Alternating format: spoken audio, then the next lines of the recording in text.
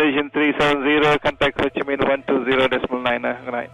Good night, Malaysian 370. Breaking news tonight, a Malaysia Airlines flight with 239 people on board, including 4 Americans, has gone missing.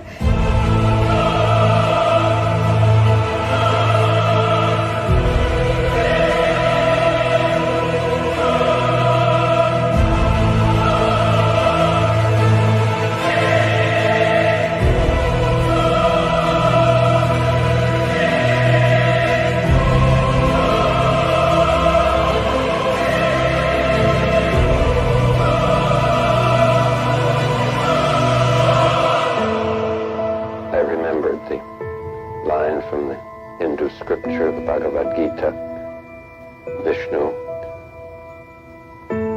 is trying to persuade the prince that he should do his duty, and to impress him takes on his multi-armed form and says, "Now I am become death, the destroyer of worlds."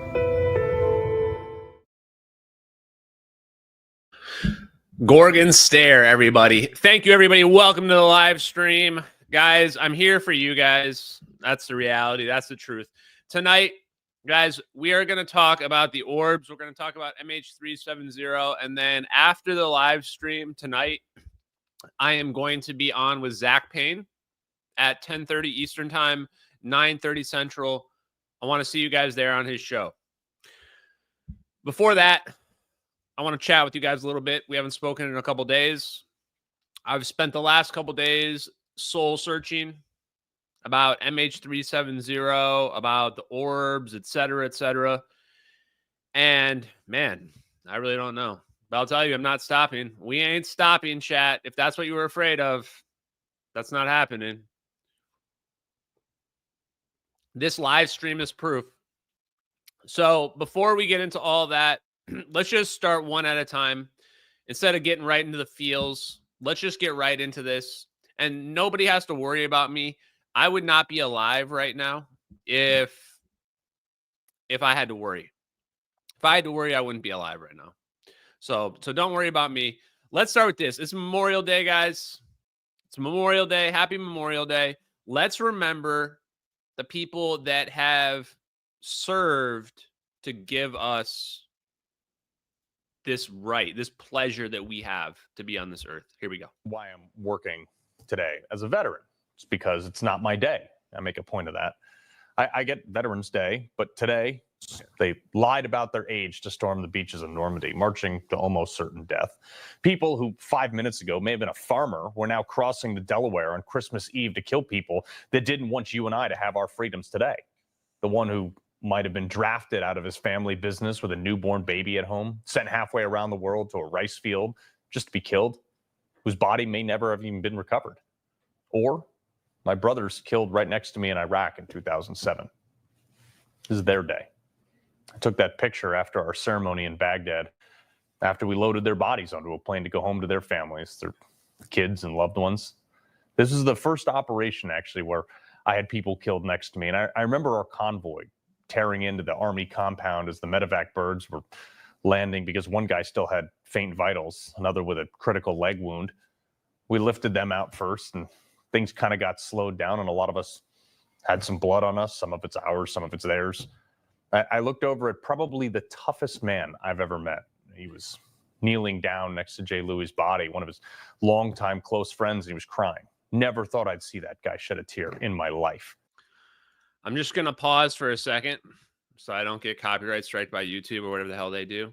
But I want to point out that since it's Memorial Day, we should remember the people who have served to get us to this point.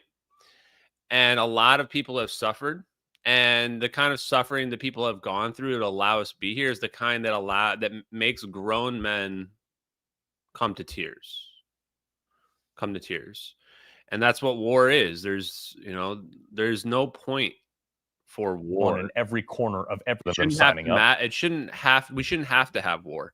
And instead of going through that, I'm just going to say and repeat the part that I wanted to say, which was that war, the Memorial Day is for the unknown, the anonymous soldiers. It's not a matter of what your rank was. It's for the sacrifice that the anonymous people made. And the reason why I find that so heartening today is because MH370 was a situation where nobody's going to know the truth publicly, at least without us. And the people that have been doing those kinds of operations have been having to bear that burden from the letting anybody know, even if they wanted to tell people, nobody would believe them. Bear that burden of keeping us safe and doing the things that are required to keep us safe. And for those people out there watching right now, I want to say thank you. Thank you. I do see it and I do appreciate it. So I just want to point that out. Now, let's talk real quick about MH370. What happened with MH370?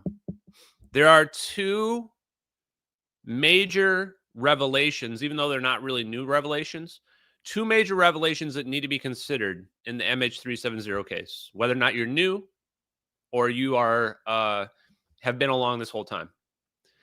They are that, one, I'm still alive. I'm still alive. Number two is, why did China not be louder about what we did to the plane? Now think carefully about what I just said. Why am I still alive? A lot of people say, Ashton, if this was real, there's no way you would be alive. And then I say, what's real? What is it that would make them kill me? Well, they're killing 239 people on an airplane, right? Do we know that to be the fact? Do we know for a fact that the people who are recording, do we know those people are dead? Do we know that's the only party involved in the situation? No. We're making a lot of assumptions. So why am I still alive? To me, the answer is because that's not a situation where some evil people have decided to randomly target 239 people on an airplane. Because if they were if they were saying, oh, you know what, we can target whoever we want, that civilian airliner, let's just go ahead and zap that out of the sky, then I would be dead right now. I would not be alive right now, because what am I? I'm just one more person. You're zapping people out of the sky willy-nilly. I mean, just take me out. Who cares about the Streisand effect? You can just control the media. Doesn't matter. Keep that in mind. The other one, again, is, why did China not blow the whistle on MH370? Guys, think clearly about this. Why did China not come out and say, the United States did something nefarious to MH370. Everybody should be asking what the United States did. Why did China not say, we saw what the United States did with our satellites? We were watching. We know what the United States did. Why didn't they say anything? What do you guys think? Why was China not saying anything? Think about it. This is a very, very, very important question. China's adversarial to the United States. You could go with Russia, with Putin's explanation, which is that it's not cost beneficial to get into a propaganda war with the United States. Maybe it's a little bit more than nobody would believe, because they didn't have to say, hey, United States teleported the plane. They could have just implied the United States was responsible. So just that saying that no one would believe isn't quite enough. Here's the answer. China is the one responsible. China is the one responsible. And you're going to say, wait, what, Ashton? You're going to say, wait, what? What do you mean China's responsible? You're saying America's the one responsible. If a thief steals an apple and gets caught and gets their hand chopped off, whose fault is it? Is it the fault of the law? Is it the fault of the knife? Is it the fault of the vendor? Or is it the fault of the thief? Whose fault is it? Whose fault is MH370? Whose fault is MH370? It's China's fault. That's why they can't say anything. The reason why China couldn't blame the United States is because China's the one that caused the situation to happen. China was trying to steal technology from the United States. And China said, and the United States said, nuh-uh, that's not going to happen. No, sir, you go back to the kids' table. So this situation makes way more sense now. And here's the kicker. Here's the kicker. The letter to Ashton Forbes was real. The letter to Ashton Forbes was real. How could anyone know all that information about the plane? I understand why people want to blame me for the letter to Ashton Forbes, because I'm the only one that could write that. I'm the only one. Nobody on this planet could have written that other than me, except for... No, you didn't just do that sign. Pause, chat. Except for somebody who's involved in the operation. Somebody who's involved in the operation could have written that letter. Who wrote me that letter? Who wrote me that letter? The more I thought about it, guys, why is the United States not trying harder to close all the loose ends? The United States isn't even like trying to tie up loose ends on this thing. This cover-up is going to get blown no matter what. The MH370 cover-up was just waiting to be exposed. It was just a matter of time before it did. The United States was reacting to China. And they've been telling everybody what they did. It's the United States that is reaching out to the letter to Ashton Forbes. That letter to Ashton Forbes is written from the perspective of somebody in the CIA. It's written from the perspective of somebody in the CIA. How were they allowed to write that letter to me? That letter had to be signed off on by the CIA, probably. And before you think, Ashton, you're going too far down the rabbit hole, we've heard this elsewhere. Remember? Florence DeChangy? I'm not the only one they've reached out to. Wait, where is it? Florence DeChangy says that the nephew of the pilot was told that his uncle was collateral damage. Collateral damage. The French father, Gain Watrellos, the spooks reached out to him. They told him the Americans were involved and there were 2 AWACS in the area. They weren't spy planes, they were drones. They were the 2 drones tracking the plane. So spooks were reaching out to people all over the place. And that's not even all of them. Remember Marc Duguay? Marc Duguay, the French author, he started investigating MH370 right after its disappearance. He says the plane ended up at Diego Garcia. The spooks reached out to him and told him to stop looking into it. So what have we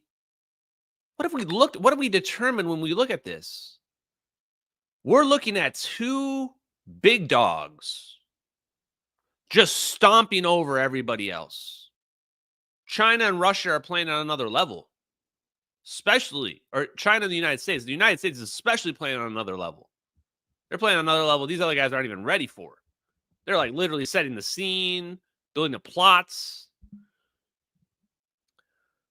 So what's crazy is this means the letter to Ashton Forbes was legit, and we already suspected it was. And some of you may say, well, didn't you already think that it was? It's one thing to think that something might be legit, and another thing to realize, like, holy shit, that's real. Whoever wrote that letter had inside information. They've figured out teleportation. I sat there tonight eating burgers with my dad. We grilled. And I'm just going, Dad, they figured out teleportation. They can teleport things. Literally just teleport things. Figured it out. And then I said, get me another beer. We're going to need it tonight. So the MH370 situation now is seen in a pretty different light. To close out, I'm going to dig more into this with Zach Payne later on tonight, guys, but I just wanted to give you guys like the heads up of my thought process. So this makes more sense because the CIA may be evil. I mean, it is evil still to do that, in my opinion, but I can see how it's justified. I can see how they justified it on paper. You know, they don't care about the law. Whatever they have to do to keep us safe in our safe little fake ass world we live in right now, which is fake, by the way, they will do that. If that means stopping China from getting this technology, they're going to do that. They're going to do whatever is required to make that happen. And honestly, I understand it. Not sure I agree with it, but I understand it. And yes, it is then a show of force. Ultimately, at the end of the day, it's a show of force. It's not a show of force in the way we're like, hey, we're just going to blast you. It's a show of force in the way where we're going to destroy your little plan that you plotted out, that you thought was so smart. Well, we knew it was happening the whole time, and we like set it up to fail. That's the kind of show of force this was. Wow. Anyway, let's hit a couple of these donos. So Wyona Riders, thank you very much. And then War Ranch, thank you guys. Thank you guys both very much for the continuous support. And so then here's the other part. So on one part of it, now it also totally makes sense. And here's the other thing, guys, is that why am I convinced that this is the answer? What you do when you want to determine if you think something has merit is you should look at like the world through that lens. So take this as the answer. And then look at everything else and say, does it explain the way people are acting? Does it explain the way people are behaving? And the answer is yes. It explains why people have been attacking me. It explains why people won't platform me, because we're looking at an operation, one that's a very sticky situation, one in which the public won't really understand. The public's not going to understand that that was a CIA operation that like was a counter-espionage operation to China. It's one thing for us to understand that, being as deep in the case, but for the public, that just looks like the United States has annihilated an airplane. To the public, that looks like the United States was like, that plane is going to the Zeta dimension now. Goodbye. So there ain't no chance in hell they're ever going to admit that shit. Which honestly, I laughed when I was like, again, coming to this conclusion, because I'm like, we have them over a barrel. We have these people over a barrel, dead to rights, in a catch-22 where they can't say anything, and we can just do and say whatever the hell we want, and they're going to continue, and they have to ignore us. So, Gorgon Stare. Sierra Nevada Corporation is an evil company that is illegally filming black operations and completely in the know about it, and they don't care at all. Okay. Just get it off your chest, guys. If you want to say it in a public forum. Really doesn't matter. Nothing they can do. Literally nothing they can do. Now, the other side of it is the technology, of course. So it's crazy that I've spent the last 48 hours, I haven't even really thought about the plasma orbs very much. You forget that there's plasma orbs teleporting an airplane, which shouldn't be possible based on conventional physics. And I've thought about ways to sue the government, actually, because honestly, we actually want to get into a lawsuit at this point. We have so much undeniable evidence. Like, we need to get people answering in a court of law on the record. That's what we need. They don't want that. They're like deathly afraid of that. Yeah, Sierra Nevada Corporation is not going to sue unless you have to be careful about what you say. You need to say everything in the context of those videos, because they can't deny those videos. There you go. Now, the technology. So we got some orbs teleporting a plane away, right? Let's watch the drone video. Let's watch. This is definitely an MQ-9, by the way, guys. This is definitely an MQ-9. The wings are longer on the MQ-9. And this is definitely hard point number 5. If this was an MQ-1C, I see people pushing that still. This would not be the right positioning of the camera if this was an MQ-1C. That's definitely the wing, and that is got to be hard point number 5. Anyway. So these plasma orbs, guys, I wasn't sure if I was going to expose these plasma orbs because I realized they're not like magical technology from like, you know, the ancient times or some shit. Like you can actually track the technology of these orbs right here. Going back like 30 years from the origins and inception to like what you're seeing right here. Like pretty much like every step of the way. Pretty much every step of the way. Now, these orbs are not just like one simple thing. There's a device in here that can distribute energy, and it can be used for gravity manipulation. There's a laser that's just basically pulling energy out of the air. So they're more of like a Swiss Army knife. They're more of like a Swiss Army knife than they are, you know, just some magical ball of energy. Although that is also what they are. So it definitely starts to blur the line. And the big thing that changed my mind was twofold. One, I decided, well, China must know about this technology. They must know about it. They must be working on it because these videos have been out there and the government hasn't told me to stop. I mean, the government should have told me to stop if they were afraid that China or Russia was going to get this. So that's another big takeaway. And then I found out China and Russia, or China already has it. China already has the orbs. And now I'm realizing, where did I take the screenshot of the orbs? Oh boy. Hold on. Let me do a quick search here. I just realized if I search my history, maybe I can find it. China. I think I got it right here. Hold on.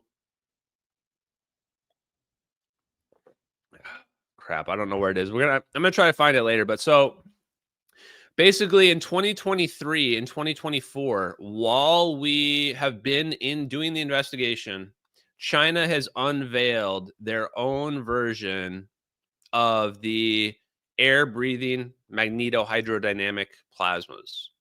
And now that I know what I'm looking for, it's a lot easier to find out like who's working on these plasmas. So tonight, what I'm going to do for you guys over the next 40 minutes, I'm just going to show you the scientific papers and the progress that they did to get to the point where they're at right now. And some of them are the DIRDs, and then the rest of them are basically just a rundown of the Air Force Research Lab papers. So I was wrong. I thought it was the Navy. I was blaming Salvatore Pais for the orbs because, I mean, look at his patents. But remember, they didn't want to support his patents. It wasn't the Navy. The Navy and Salvatore Pais got cock-blocked. They got cock-blocked by the Jay Stratton crew, who is, you know, Lou Elizondo, Hal Puthoff, Eric Davis, you know, that crew. That crew is the one that cock-blocked Eric Davis. They're the ones who have been hiding the technology, which should not surprise anybody. It's the exact same people as the UFO phenomenon. The exact same people that are supporting the UFO phenomenon are the ones that are hiding these plasma orb technology. Now, I'm going to leave this for you guys to determine whether or not you think this should be exposed or not. I don't even know anymore. This is what I'll say. This is what the plasma orbs are. Get ready. Here we go. And before I do that, I'm so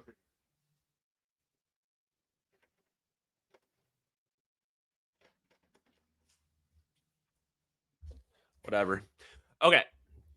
The plasma orbs are an air-breathing magnetohydrodynamic engine. It's a scramjet engine design. It's a scramjet engine design. Basically what they are is they're an engine, a Swiss Army knife engine, like this iPod. and they can produce a plasma around them. They produce a plasma around them by shooting an X-ray laser, a free electron laser. Free electron laser can basically just destroy the molecules in the atmosphere and use it and suck it in. And they fly around. And here's the craziest shit. Are you ready? Pay close attention to what I'm about to say. When they're flying around, they produce energy while they're flying around. Like, the fact that they're moving around produces energy. So there's, and if they go really fast, they produce a shock wave. The shock wave itself is used to produce energy, used to produce fusion. The shock wave can produce fusion. So they're an engine, and the engine produces this compression, and the compression just produces fusion. And then they have essentially infinite energy. So each one of those balls of plasma can produce gigawatts of electrical energy. Gigawatts. You're looking at a completely new paradigm of energy production in those plasma balls. So the craziest part is, this is the thing that I'm really struggling with. Those plasma balls, I can trace back the origin of the plasma balls to about 1989. Ironically, the same time as cold fusion. 1989. And that being said, they are free energy. They literally are free energy. They are exact type of free energy that I've been talking about. They're cold fusion. They're everything that you would imagine. They're just not doing it at all in a conventional way that I would have ever expected in a million years. Even up until a few weeks ago, I wouldn't have expected this.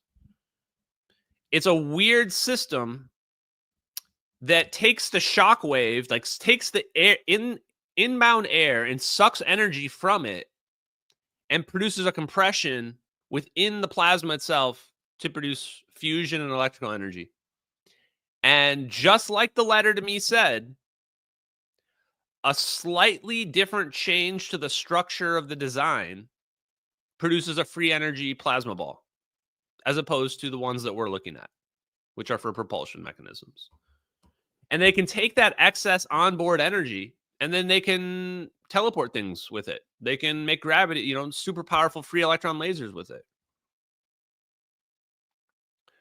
Yeah, Peter Thiel. I mean, unironically, Palantir is deep in this shit. Palantir is deep in this shit.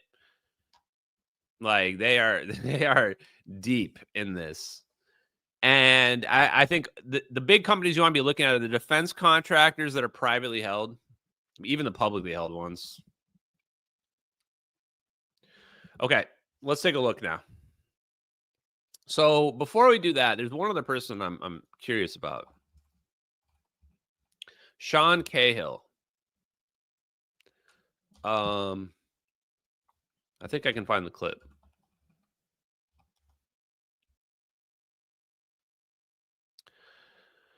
Sean Cahill is a retired U.S. Navy Chief's Master at Arms. I'm going to repost this.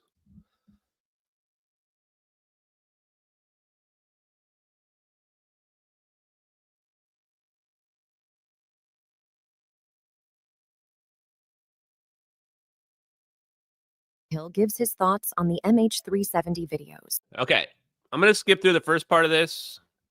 Talks about, so Sean Cahill here, Minty Hyperspace on Twitter, has been involved in the UFO phenomena. He's a Navy guy, very, very credible, down-to-earth guy. He talks about the search efforts, but then here we go. The hull designation again, MH70. I'm sorry, 370. Right. So that whole thing is obviously it's a mystery. Okay, and the search and rescue efforts were incredibly disappointing. I think all of us thought that our technology and our surveillance capability should have been able to pinpoint that and give the family some solace. And I think that we also know that it seems that the United States government's reticence to share their technological abilities may have hindered that. Beyond that, getting to the meat of what you're talking about, I have not been able, and I'm open to hearing from anybody, but in my own research, I took a detour off of that because I wasn't able to verify that the data we were looking at was from the systems or from systems that are in the mix. So I kind of got off the freeway on that.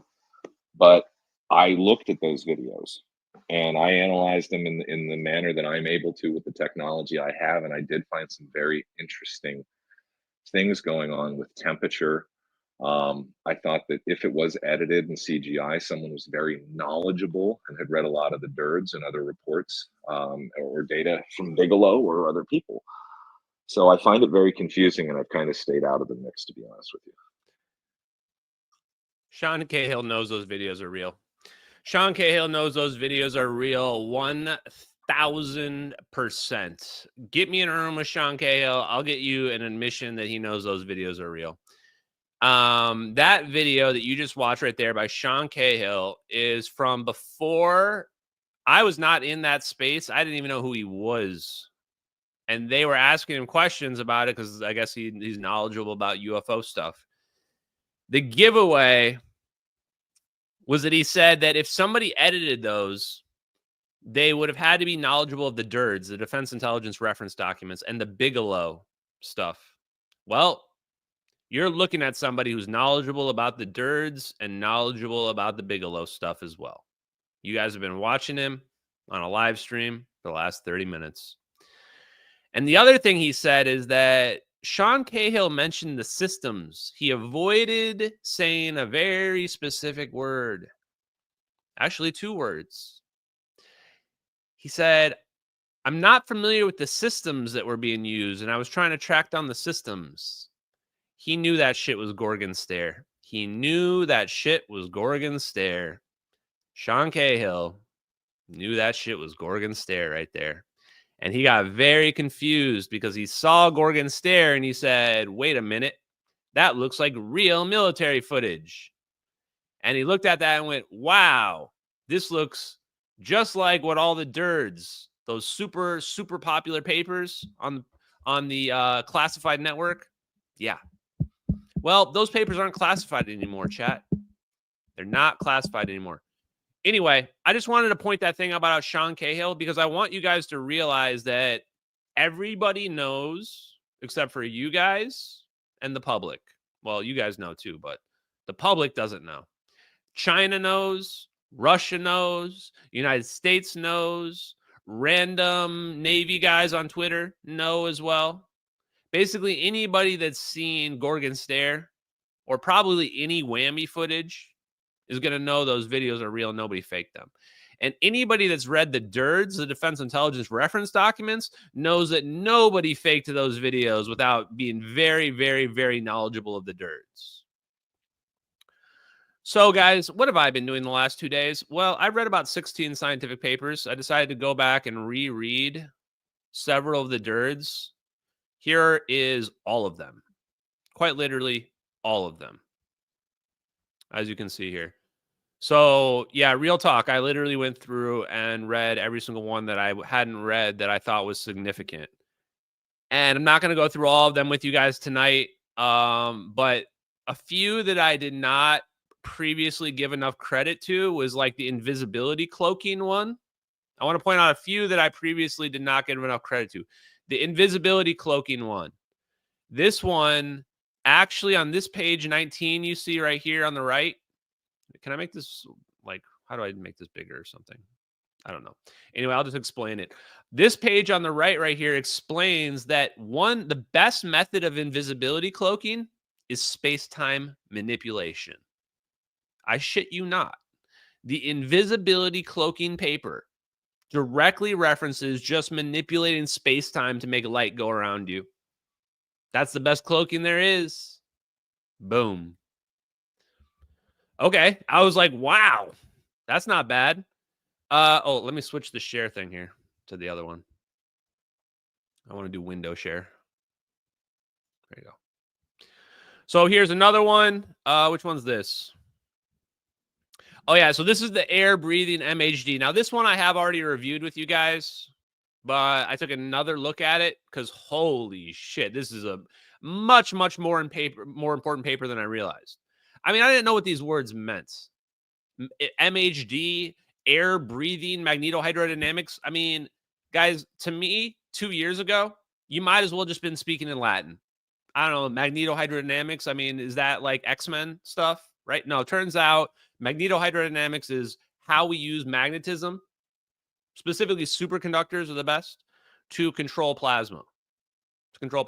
Yeah, it's chugging air as a fuel. It's using air as a fuel. So what they figured out is something called perfect propulsion. I kind of want to like copyright that. Perfect propulsion. Those orbs are producing something called perfect propulsion. Basically, they're like thermodynamically perfect. They're using the energy that they're producing from moving around to produce excess electrical energy. It's absolutely incredible. They've developed something that it's hard for me even put into words because it's quite literally as huge as discovering fire. It's as big as discovering fire. And the bigger question I have is did they have this before? And like, did it come from aliens or where did it come from?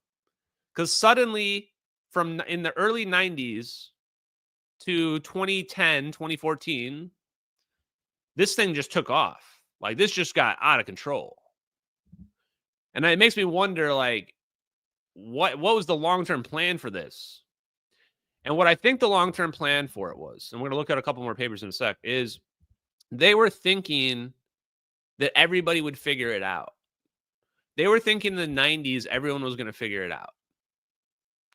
And now it's like 2020, and they're going, nobody's figuring it out. All the scientific papers are out there. Nobody's figuring it out. Not even our adversaries are figuring it out. They're still building nukes, and we've got directed energy weapons. And so at some point, I think they just said, okay, it's gotten out of control now. Like we thought everyone was going to figure it out.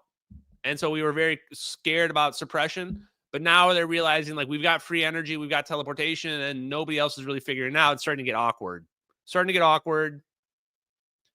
And that's also, I think, another reason why I'm still alive is that, you know, some people want some of this stuff to come out. They want some of it to come out. And so if you want to get in on this, first thing I want to say is that anybody can learn this. Yes, it takes time. It's probably going to take over a year. It took me over a year. Probably going to take several years. But just start at the basics and work your way up. I read these scientific papers now and actually understand what they're saying. I don't know how, but somehow I do. It's like somehow I learned their weird language. Now, another one here. Oh, yeah, this one. Oh, man. I don't know how I didn't give these papers enough credit. Laser Lightcraft Nanosails. So you look at this one. Laser Lightcraft Nanosails. What the hell does that mean? What does that mean? If you would ask Neil deGrasse Tyson or, what's his face? Sean Carroll. They would be like, oh, I'm going to make like a parachute. I'm going to make like a parachute. And then I'm going to shoot a laser beam at my parachute and have that move me forward. You'd be like, oh, yeah, okay, that's stupid. That's dumb. No, that's none of that. There's none of that. That's not at all what those papers are about. Those papers are about how to make a free electron laser. How do you make a free electron laser that can produce so much energy it can actually manipulate space-time? How do you produce massive, massive, massive amounts of energy from lasers?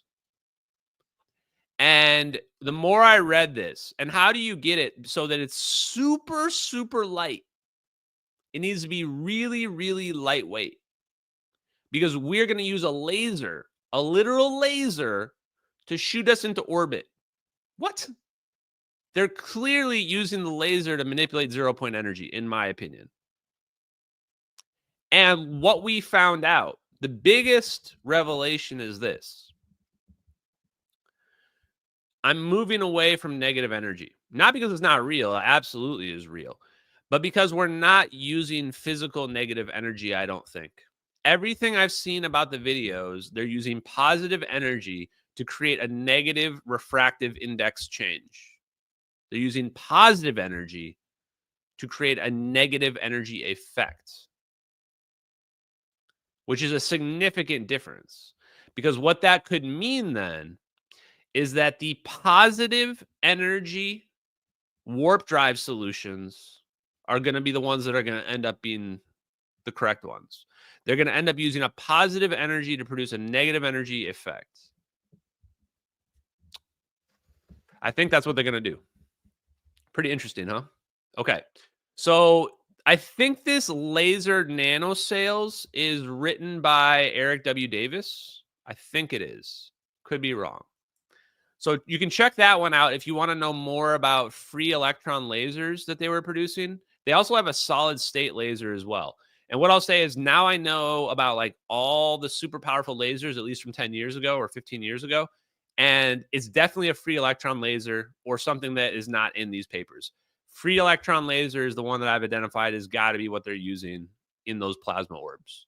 They're using a free electron laser to just literally destroy the molecules in front of them and turn it into plasma.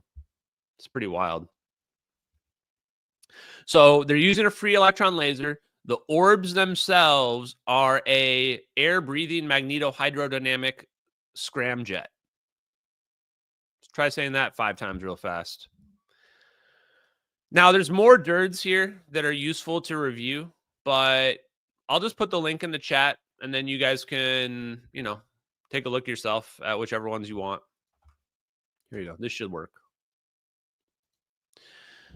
And the lasers, like, where are they located? Well, what is a laser? A laser is stimulated emission of radiation, right? So a stimulated emission is a disturbance in the medium. They're creating a disturbance in the medium, and then they're just directing that disturbance.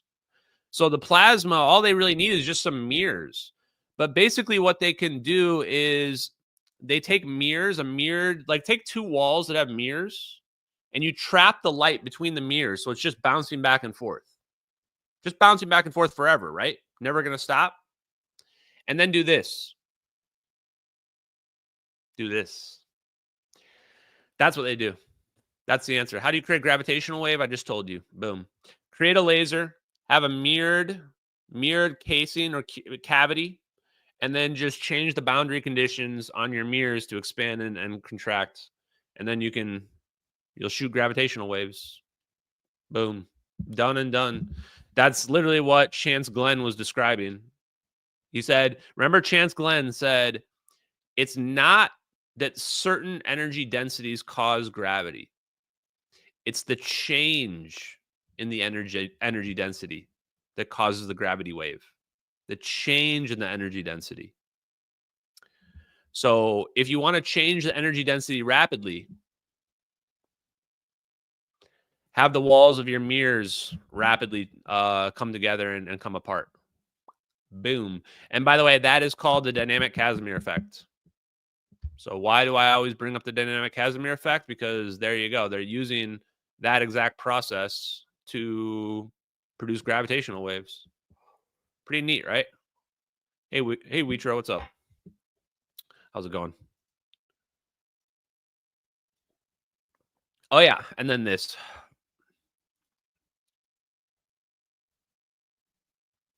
The very first 0-point energy extraction patent was Frank Mead and Jack Nachampkin.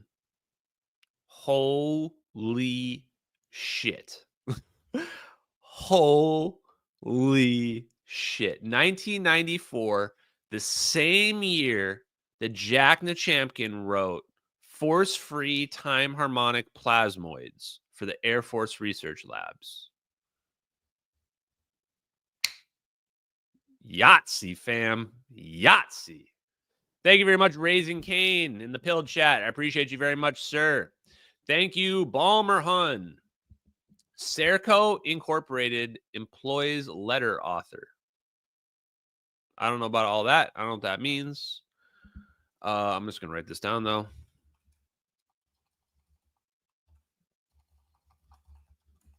Okay. So this is, I mean, maybe there are earlier patents. If you guys can find them, put them in the Discord. I'll put a link in the chat for the Discord. But as far as I can tell, this is the very first one for literally describing extracting energy from the quantum vacuum to this level that it does. And here it's using the same concept as the Casimir cavity. It's like a Casimir cavity, basically. So we've basically found the precursor right here to Casimir cavities and Sonny White's free energy microchip. Now, what's the problem? What's the problem, chat? We have what Lou Elizondo would say is a temporal problem now. This paper is from 1994. It is the year 2025. This is 31 years ago. So what the hell is going on? Where are the free energy microchips? Why, if we've had patents since 1994 and they've known about this, why was I just watching Sonny White show a rudimentary, non-finished free energy microchip to Joe Rogan a couple weeks ago? What's the holdup? Something's not right here. I mean, these are serious Air Force Research Lab people. These aren't people that are just messing around writing papers like this. Yeah, somebody answered it. It's just 30 more years away, right? That's the thing. They've figured it out. They've got free energy microchips. They've probably had free energy microchips since at least 1994. In fact, my guess is the only reason why they were allowed to write this paper is because they were fine with it getting out if it got out. Or write this patent. So this is what I'm saying is they've probably had it even before this. They publish all the patents in the papers and nobody catches on. Nobody catches on. At least not enough people catch on. Some people like you all wake up. Some of you all wake up. Most people don't. Ozaman, thank you very much. Omazan, thank you very much for your donation. Appreciate that. Okay, so this kind of blew my mind because now I'm sitting here going like, I'm having ontological shock on multiple levels. Ontological shock about how the United States government is in some crazy ass CIA spy games war over UFO technology with China or whatever we're going to call this, teleportation tech, Tesla technology. I'm having ontological shock over the exact people that I've been calling out their papers are the ones that made the first 0-point energy extraction patents. Like we're at the point now where I need to get on my Obsidian and just like literally make one of those maps of all the people. I think we can plot out everybody involved. I think we can literally plot out every single, not every single one, but all the major players and stakeholders. The Hal Puthoffs, the Eric Davis. Guys, Eric Davis has to be the one that figured out how to do the teleportation. Do you guys realize that? Do you guys realize it? Eric W. Davis has to be the guy. Hal Puthoff's right-hand man. He's in all these black projects. He's the world's leading expert on wormholes. He's the one that figured out how to jam the plasma orbs together.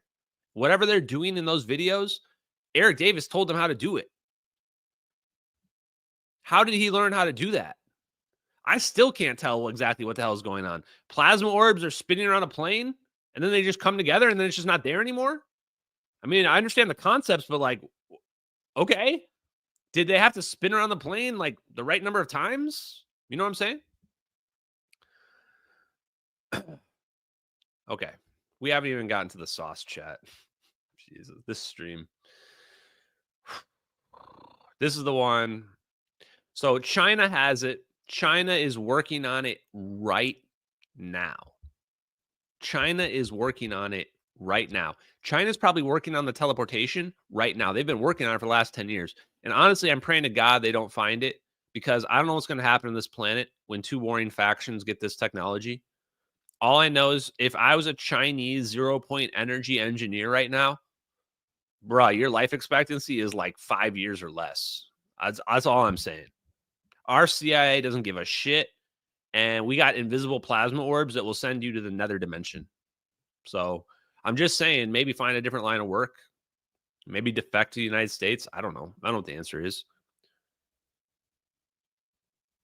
Thank you, War Ranch. Yeah, containing light in circular cavity with a magnetic trap door. Yeah, thank you very much. I appreciate it. That's a good one. And yeah, they're basically going to be using that to be producing huge thrusts of energy. Devos, wow, huge donation, Devos. Thank you, man. Thank you for being a huge supporter for all these many months and years. Levitra Carey, love your comments. How? I just told you. Boom. Yes. And you know what? I'm glad in some ways that China has this and they're working on it, because now I don't feel guilty. Guys, you have no idea how guilty I felt over the last like week and a half, 2 weeks, thinking like shit. I've basically just been giving people an exact blueprint on how to figure out this technology. Well, that's okay. China already figured it out. Now I don't have to feel guilty anymore. So now I got no problem. Here you go. Here's all the papers. Oh, wait, this isn't the right one. This is not the right screen. False alarm. This is the one. Oh, wait, and I want, let's just make this easier. Okay. Let's start at the beginning. Scramjet-driven MHD power demonstration HV-EPS project overview. Okay, so this HV-EPS project was basically the project where they were figuring out how they can turn the scramjet engine into an electrical generator. Boom. There it is. This is key number one. This is how to turn your scramjet engine into a free energy device. Right there. That's what this is all about. Under the Air Force sponsored hypersonic vehicle electric power system. By the way, people say that people are literally saying that the United States doesn't have hypersonics. Are you retarded? You have to be retarded to think the United States doesn't have hypersonics. What are you looking at right here? This paper is not recent. This paper is 20 years old. This paper is from 2006. There it is, 2006, right down at the bottom. So basically here it says, this research is currently in the test preparation phase with the test components, including a DCW MHD generator test article and its support systems being installed in the test facility. The MHD generator channel will be situated within the bore, blah, blah, blah, superconducting magnet that is being made available to support the demonstration test by NASA. NASA gave them a special high temperature superconducting magnet to do this test. Remember superconductivity? It's important for this. Those orbs definitely have superconductivity going on as well. Okay, so let's, oh yeah, I don't have this paper. And we're not going to have time to go through them all anyway. So also, turns out General Atomics is implicated in this as well. Turns out they don't just make just drones. Turns out they're also involved in the energy generation business. A team led by General Atomics successfully tested a new method for generating electrical power on board a hypersonic vehicle. A magnetohydrodynamic generator was operated to produce electrical power using the exhaust stream from a prototype hypersonic scramjet combustor, simulating flight at Mach 8 conditions. This is the world's first successful demonstration of a hypersonic MHD generator.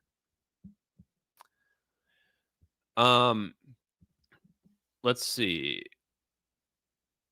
Preliminary assessments indicate that peak power production of 15 kilowatts was achieved over the active portion of the MHD generator, which was well within the design range.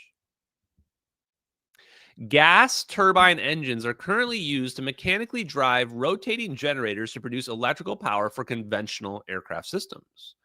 Hypersonic vehicles, however, use scramjet engines, which do not have rotating shafts to allow the use of dynamos. The HV-EPS project posed the advanced concept of using an MHD generator coupled in line to the scramjet exhaust to directly extract electrical power from the induced electromotive force produced by the interaction of the exhaust plasma stream with a magnetic field.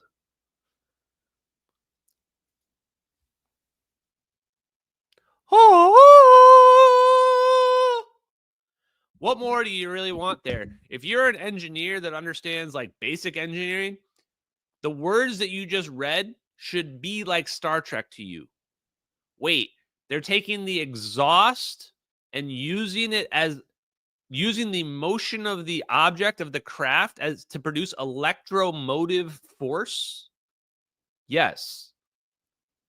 The actual exhaust itself is a plasma that they can use and extract energy from. And yes, don't forget to like the stream if you want to know like all the secrets of what the Air Force is doing, because I'm just laying it bare for you guys. Oh, and I didn't even lead you up to this. Let's rewind for a second.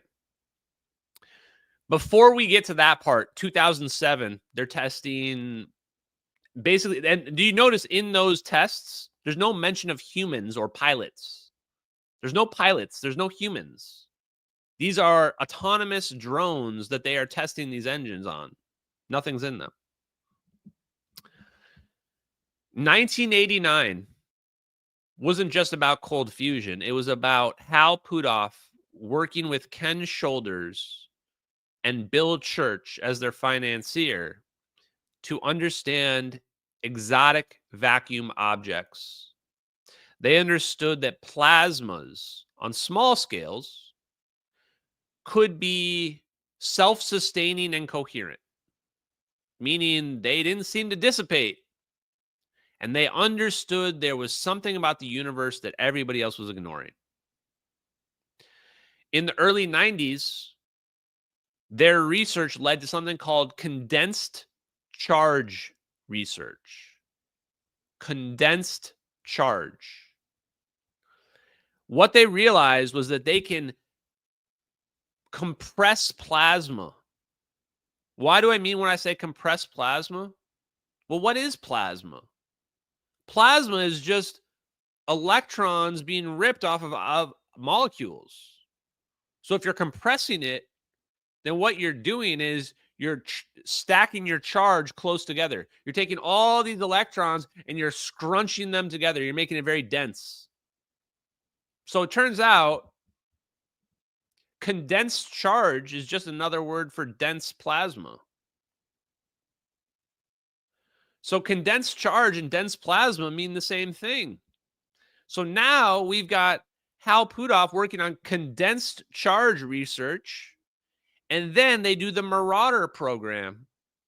The Marauder program, they're looking to figure out how fast can we shoot these plasma toroids. So they're shooting these plasma toroids, and what they're going to find out is it's wildly successful. Why is it wildly successful? Because the plasma's interacting with the 0-point energy. The plasma's interacting with the 0-point energy, and the plasma toroids were probably going way further than they expected them to go. The plasma was probably not dissipating. And in the Marauder program, I suspect they use that to figure out how to stabilize the plasmas. How can we theoretically control Maxwell's equations, electrical engineering equations, to make it so that our plasma stays stable for very, very long periods of time? That's what they were doing in the Marauder program, Marauder project. That's my opinion, at least. And then we had the NASA Breakthrough Physics Propulsion Workshop, and all the main players were there. And they were working on warp drives, extracting energy, negative energy lasers, wormholes, everything. And then we get to the Air Force Research Lab papers that we are looking at right now. And right before these papers, Frank Mead, the same Frank Mead that has that 0-point energy extraction patent, asked Eric W. Davis to write several papers for the Air Force Research Labs. One of them is ball lightning study, all about stabilizing plasmas. And the other one is teleportation physics study. So they were working on these plasmas in the late 80s, in the 90s, in the 2000s, just like the letter said to Ashton Forbes said, it took off. It took off, and they started to make huge plasma orbs, and they started to mess around with them in triangle formations. And could they use audio frequency? They can probably use any frequency to make the plasma orbs. I think that audio and I think what they're using is they're using microwave frequencies to get it done, but it could be even higher. I'm not sure. The bigger thing isn't what type. The bigger thing is they're using resonant frequencies to create standing waves.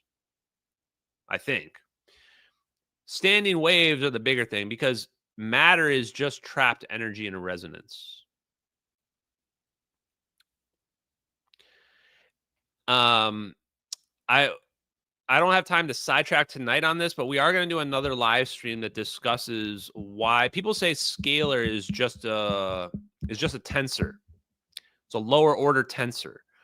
But we are going to explain why that it is actually significant. Actually, I'm just going to say it right now. Phase conjugation. You can go up the scale of tensors and you can go down the scale of tensors by the same concept of noise cancellation. Cancel out your waves, and now you don't have to worry about all the extra dimensions. 1 dimension, 2 dimensions, 3 dimensions. Right. Anyway, okay.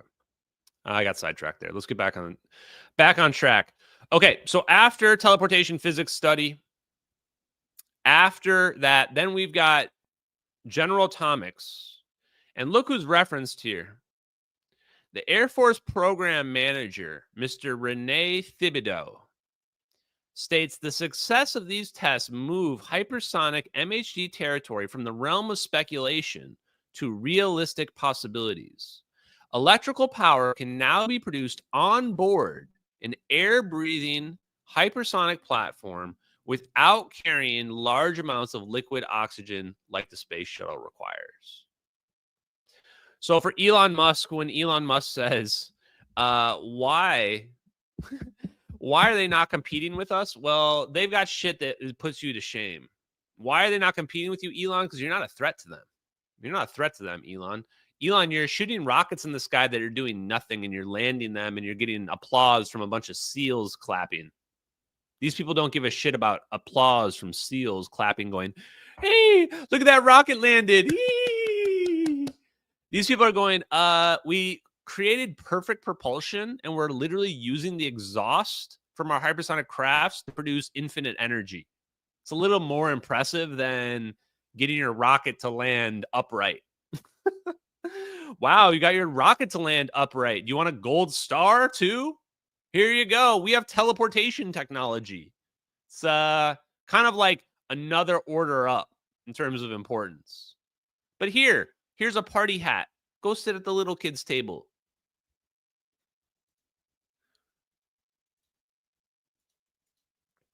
Okay, numerical simulation. Guys, I got a shitload of papers. Numerical simulation for hypersonic vehicle onboard magneto-hydrodynamic power generation. As one of the practical applications for an MHD electrical power generation, Hypersonic Electric Power System, HVEPS, there's that word again, program started in 2001. 2001, chat. Remember? In the 2000s, things got out of control. Scramjet-driven MHD power generation experiments were conducted, and a reasonable output electric power was successfully extracted. We carried out 1- and 3-dimensional numerical simulations in order to explain the results. To predict inlet conditions precisely, we had to assume adequate combustion efficiency. Anyway, I can't remember what this paper says. I have to go back and look. But here's another one where they were showing that, yep, we were able to produce huge amounts of electrical energy from our MHD propulsion.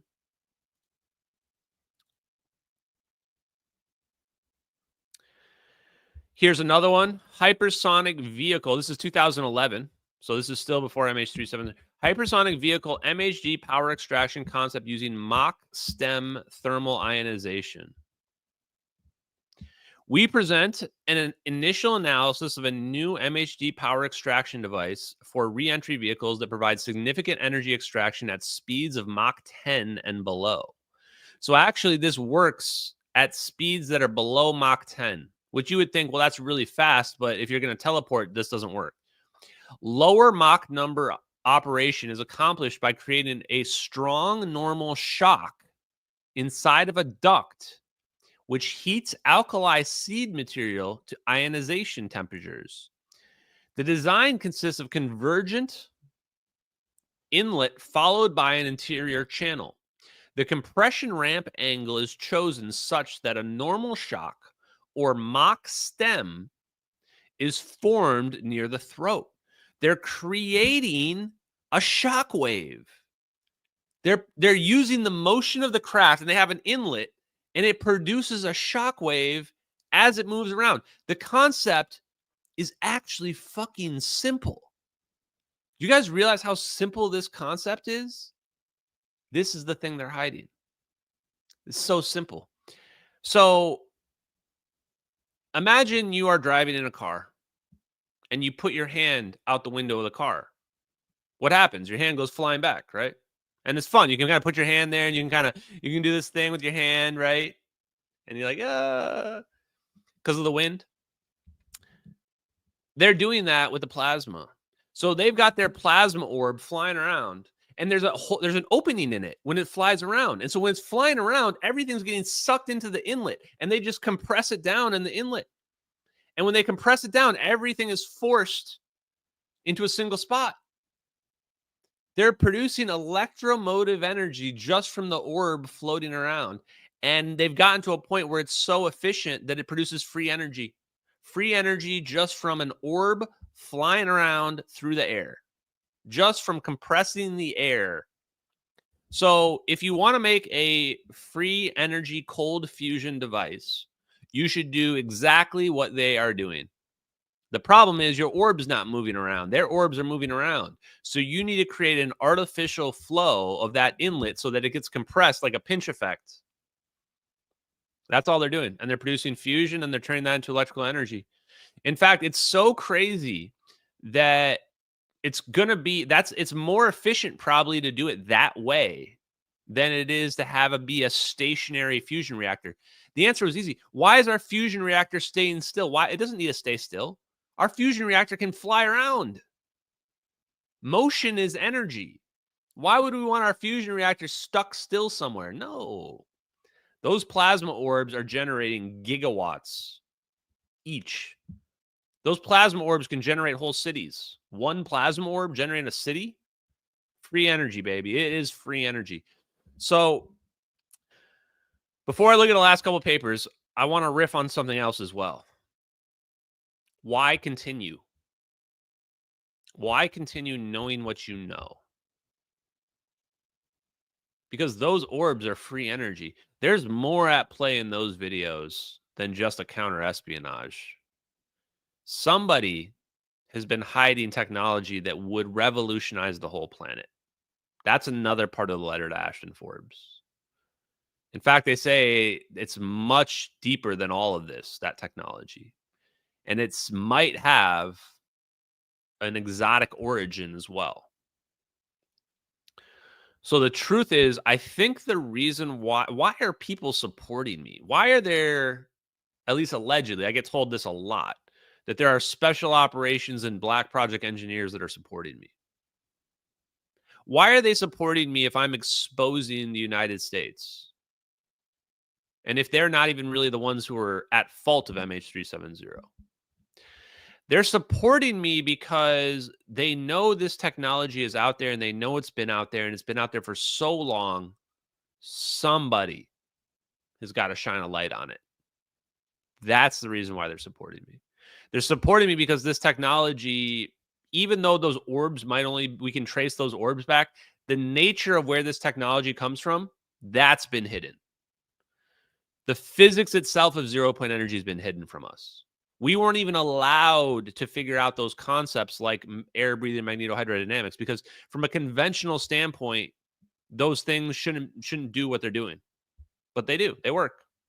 And it's just normal physics. It's just normal physics. Yeah, Gorgon's stare is what Gorgon's stare broke the case. It broke the case wide open. That will be basically the point in the case where you hit the peak will be when Gorgon's stare came out, because nothing else mattered before that at that point.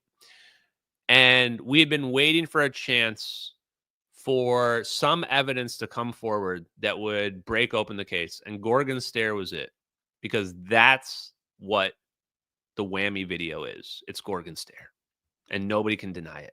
They can't deny it because too many people have seen that capability, because it's 10 years ago. Too many people have seen that capability. They can't deny it. They're dead to rights. Game over. It's absolutely beautiful. It's so beautiful. And it makes it extremely difficult for them to run disinformation ops as well, because they run the risk of exposing themselves running a disinformation op, because basically anything they come up with can be proven to be fake. Just like the cloud images. Like, it was risky to plant the cloud images on the internet, because it can cloud images on the internet that have similar clouds to the videos will fool a lot of people. But the moment you go look then and realize that, oh, the images actually post-date the videos, now you just exposed yourself. Now there might be a paper trail that figures out who planted those images on the internet. So they can't actually run a lot more operations right now. And they have to be very careful. They have to be very, very careful. What they want and what they need is they need all the idiots, the useful idiots who just like go to bat for them and attack me for because, you know, their lives are a lie. They need those people right now. Now, back to this paper. Look at the answers down here at the bottom. The Navier-Stokes equations were solved for this geometric configuration in combination with a one-dimensional MHD generator model for an operation at 20 kilometers, 30 kilometers, and 40 kilometers altitude. So 30,000, 40,000 kilometers. I mean, this is really high in the air. Results indicate that over 1 megawatt per meter may be generated with a nominal 50 centimeter inlet. So 50 centimeters, right? The inlet. So they're actually saying 50 centimeter inlet's like, 4 feet wide. Actually, not even that. It's not even that. 50 centimeters. That's a foot and a half. It's only a foot and a half. 50 centimeters. It's not even that long. This is how long the inlet is on those plasma orbs. And the air is coming through an inlet like this, right? And it's getting compressed down. And it's producing 1 megawatt per meter. My guess is that efficiency is probably a lot lower than what they're claiming. And that when you do the math per meter, you're going to find out there's a shitload of energy. So, and this was back in 2011, what have you. So this has been known. This has been out there. A lot of people are writing about this. So this guy's from Princeton, University of Michigan. And then I found this here as well. This was when I was really like, wait, what? I was just Googling around for air breathing magnetohydrodynamics. And I run across this, and it looked really, really familiar. Here's the General Atomics thing. If you go down here, it mentions Ajax. This is what Paul Siz was talking about. This is what, there it is. There he is right here. There's Paul Siz right there. I have this video. In fact, we're going to watch it right now. This is what led me down this path. This is how I discovered this.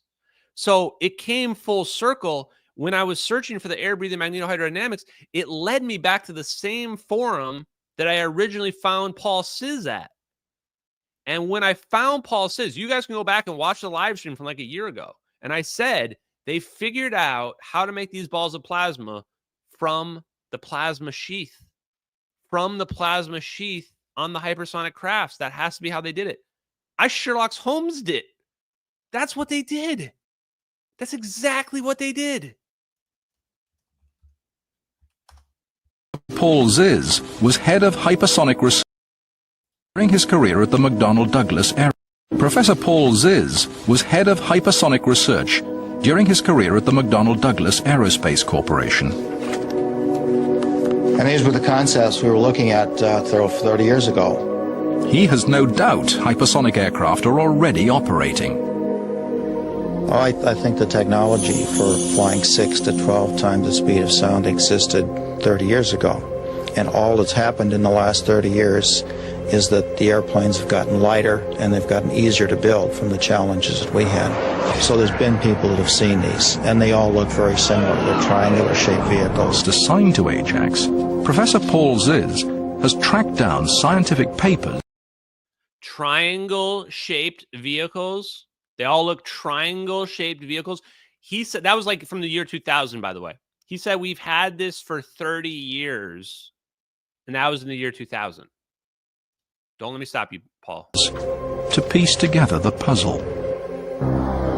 The energy bubble, or air spike, carves a path through the air by ripping electrons from molecules to form a plasma. This forms a cushion between the shockwave and the aircraft's skin. The Russians have induced a cold plasma by means of a plasma torch that introduces electrons. It makes the air electrically conductive. Let's go, baby! MHD plasma. That right there was the clip. You just saw it. They were producing a plasma in front of the craft because it reduces the shock wave, it reduces the drag, and also it pulls the craft forward. Why? Because it's manipulating the 0 point energy. When you manipulate the 0 point energy, you manipulate inertia. You manipulate gravity. That's why. That was how I realized, holy shit, they figured out how to use this plasma sheet they were creating, and they made a plasma drone out of it. They just used the engine. It's just an engine, and then inside the engine, it's got a laser and whatever else you want. It's technically an aircraft, but it's also just a drone that they can just fly around. 100%. Very low energy in the front of this vehicle. Low energy. And in doing so, in a mechanism that we do not yet understand or cannot calculate, the strength of the shock wave reduces in half. So the entire vehicle now flies through the air at half the drag it would have if it did not have the plasma torch here. As well as... Yes, the plasma torch is the laser that they're shooting in front of the Orbs. So it's probably a free electron laser from what I researched. Reducing drag, this layer of electrically charged air helps propel the aircraft. Powerful magnets accelerate the charged air past the craft, generating almost half the total thrust. This is it right here. This is the image right here. This one, chat. Look at this. Now take your airplane away. Take the airplane away and just put an engine there. What are you left with?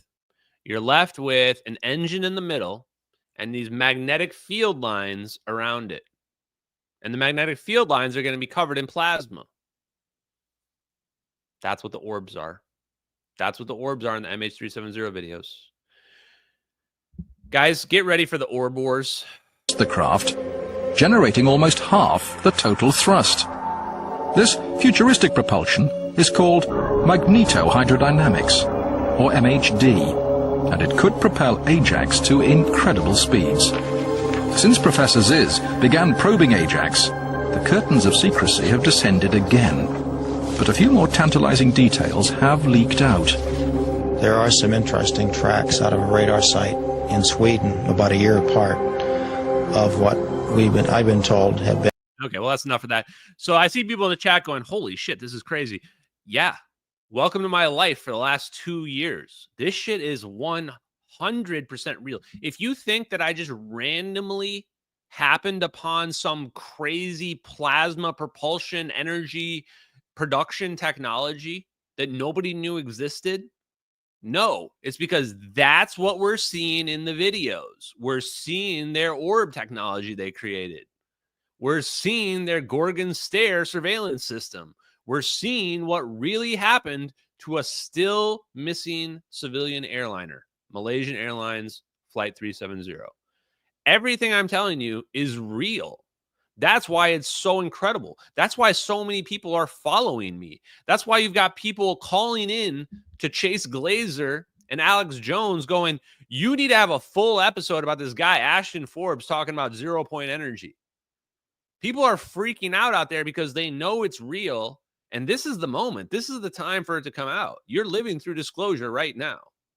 How it ends, nobody really knows. But we're going to find out. Now, one more paper. Whoops, bring it back. The last one. Rene Thibodeau. There he is again, 2013. Still before MH370. Hypersonic Vehicle Electric Power System Technology. MHD generators could provide orders of magnitude more power than current technologies and enable missions using directed energy weapons. The program would design, build, and test a 1 megawatt MHD generator in a hypersonic wind tunnel to demonstrate the technology's viability. Additional plasma technologies like inlet compression and combustion may also be investigated to help overcome challenges preventing scramjet development. Non-rotating MHD generators are well suited to efficiently produce high voltage power for hypersonic vehicles propelled by non-rotating scramjet engines, producing gigawatts of power.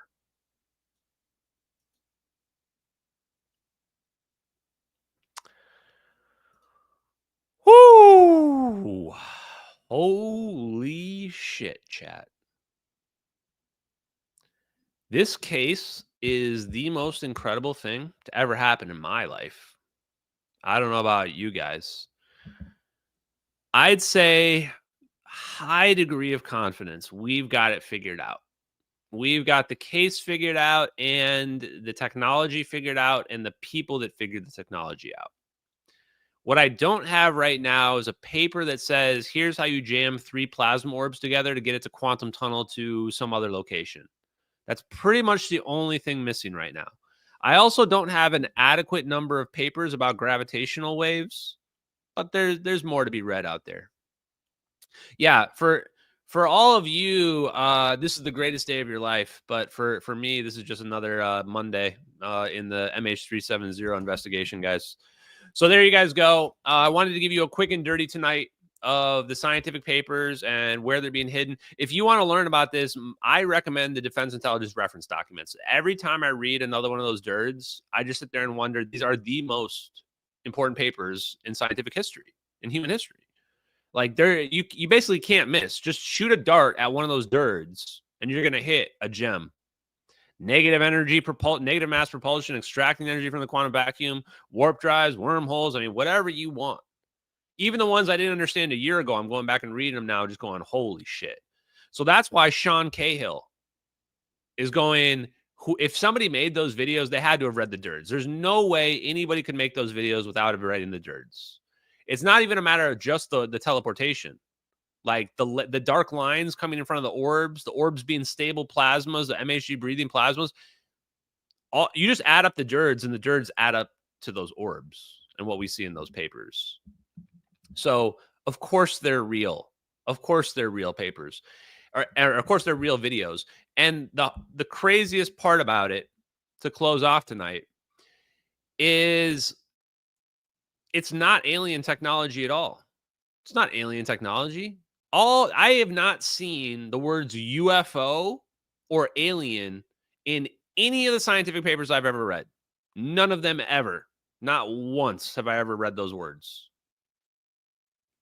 And you may say, well, yeah, of course, it's a physics thing. But you would think if this was designed based on UFO technology, that would get referenced.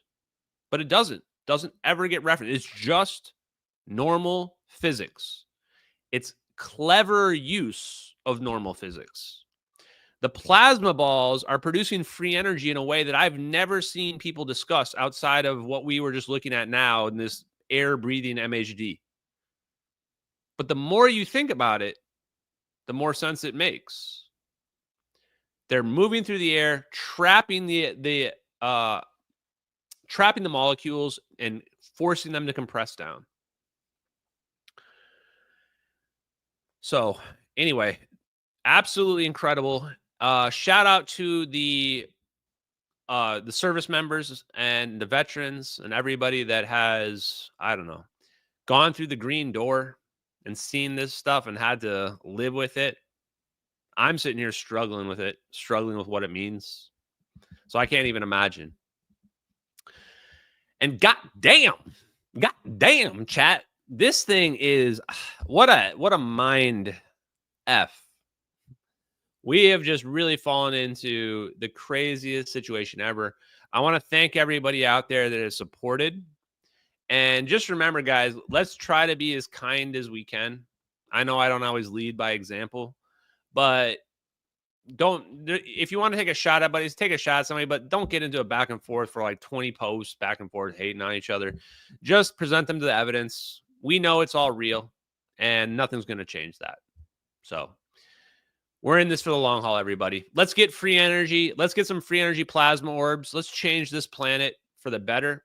Let's fix this hell and turn it into a place of paradise. Guys, later, check me out later tonight. Zach Payne, 9:30 Central, 10:30 Eastern time. And check us out on the live stream on Wednesday, guys. Peace. What are we going to go with tonight? Let's go with this one.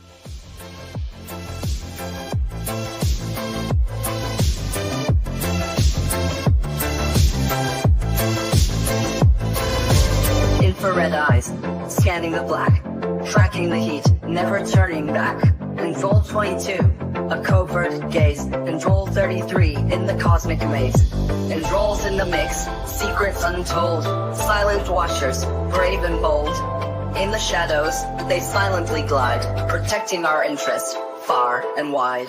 As fierce, sentinel of the night, watching over with infrared sight, alerting us to threats afar, guiding our defenses like a guiding star. In the silence of space, they keep their post, shields unseen yet feared the most. With precision and speed, they warn of danger, keeping us safe from the missile's anger. As Beers, sentinel of the night, watching over with infrared sight, alerting us to threats afar, guiding our defenses like a guiding star. Controls in the mix, secrets untold, silent watchers, brave and bold. In the shadows, they silently glide, protecting our interest, far and wide. As Beers, sentinel of the night, watching over with infrared sight, alerting us to threats afar, guiding our defenses like a guiding star.